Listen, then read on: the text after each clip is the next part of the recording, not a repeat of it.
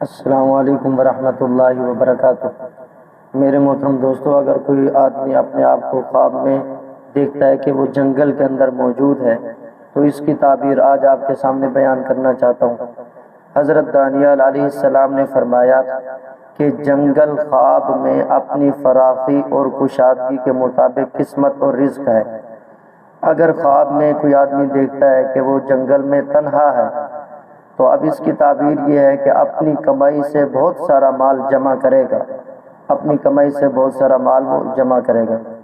اگر کوئی آدمی خواب میں یہ دیکھے کہ وہ جنگل کے اندر ہے لیکن تنہا نہیں ہے بلکہ اور بھی اس کے ساتھ کافی سارے لوگ موجود ہیں، یعنی جماعت اس کے ساتھ موجود ہے، پھر دلیل یہ ہے کہ سفر سے مال اور نعمت بہت سی حاصل کرے گا اور روزی پر بھی اس کو کشادگی حاصل ہوگی۔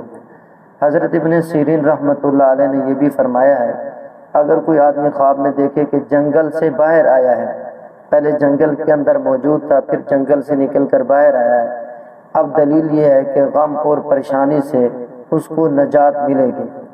اور اگر کوئی یہ دیکھے کہ وہ جنگل کے اندر گیا ہے تو اب اس کا مطلب یہ ہے کہ وہ غمگین ہوگا اور محتاج ہوگا۔ حضرت جعفر صادق رحمۃ اللہ علیہ نے فرمایا، خواب میں جنگل دیکھنا 4 وجہ پر ہوتا ہے۔ پہلی وجہ روزی اور قسمت ہے، دوسری وجہ حیرت اور پریشانی ہے، اور تیسری وجہ دشمنی اور رنجش ہے، چوتھی وجہ خوف اور ہلاکت کا خطرہ ہے لیکن اس سے بہت جلد نکلے گا۔ واللہ تعالی عالم بالصواب وعلمہ اتم واحکم۔